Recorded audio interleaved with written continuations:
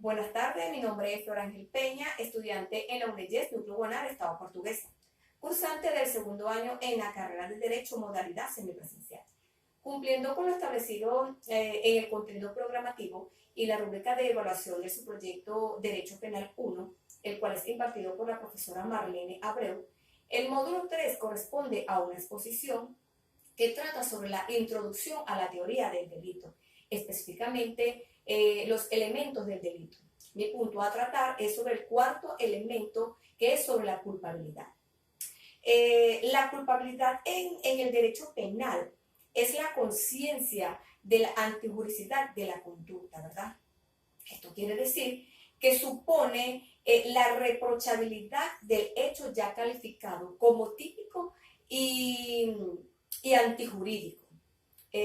Recordemos que la culpabilidad debe consistir en una transgresión de la norma ejecutada por un individuo al cual, por la realización de un hecho, le pueda ser formulada un juicio de reproche. Este juicio de reproche, ¿verdad? No solamente es materialmente, sino espiritualmente. No basta, ¿verdad?, con la simple realización de un daño sin referirse a la voluntad culpable del autor.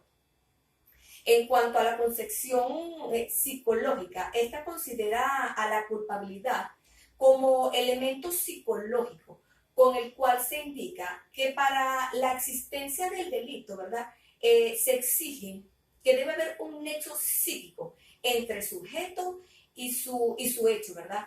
Porque ya que el mismo se concreta y se agota en forma de dolo y de culpa, siendo precisamente, ¿verdad?, la culpabilidad como el conjunto de elementos comunes tanto al dolo como a la culpa. Es por ello que al actuar culpablemente según esta concepción, se está actuando tanto en forma dolosa como en forma culposa.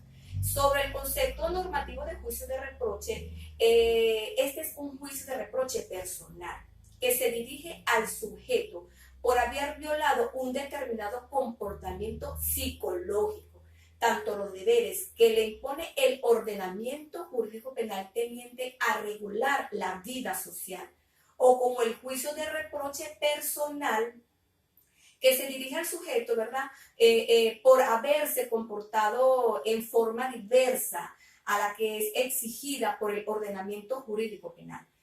En efecto, ¿verdad?, se es culpable en razón de un hecho expresadamente previsto por la ley como un hecho punible.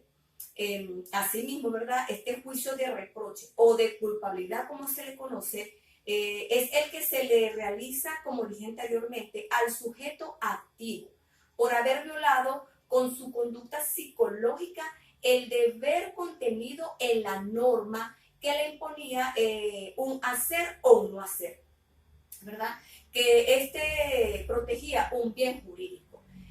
Recordemos que en cuanto a los elementos del juicio de culpabilidad o de reproche dentro de la teoría normativa, se le conoce que son, ¿verdad?, la imputabilidad, el nexo psicológico y la normatividad del acto volitivo.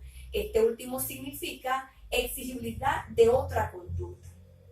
En lo que respecta a las especies de culpabilidad, estas están conformadas en dos principios. El primer principio se refiere a que no hay pena sin culpabilidad, ya que aunado a esto, ¿verdad?, en nuestro ordenamiento jurídico se conoce como el principio de culpabilidad, que significa entonces, ¿verdad?, la mayoría de los principios de la teoría del delito se refieren al acto, a la conducta humana objetiva.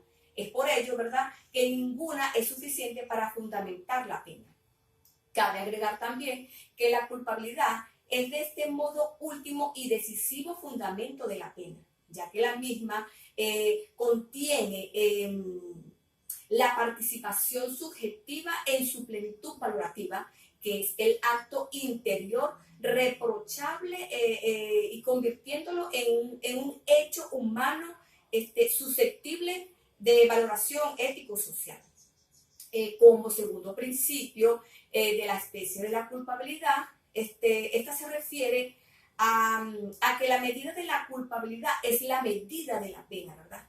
Como se ha visto en el ordenamiento jurídico vigente, es conocido como el principio de proporcionalidad, en el cual responde a la idea de evitar una utilización desmedida de las sanciones que conllevan una privación o una restricción de la libertad, teniendo en cuenta, ¿verdad?, que para ello se limita su uso a lo imprescindible, ¿verdad?, que no es otra cosa que establecerlas e imponerlas exclusivamente para proteger bienes jurídicos valiosos.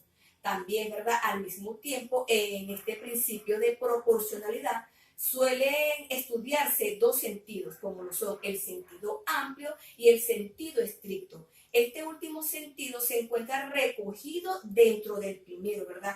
Asimismo, la proporcionalidad de este principio en su sentido amplio engloba tres exigencias que son la exigencia de adecuación a fin, la exigencia de la necesidad de la pena y la exigencia a la proporcionalidad en su sentido estricto. Bueno, profesora, este fue mi punto a tratar. Muchísimas gracias por su atención.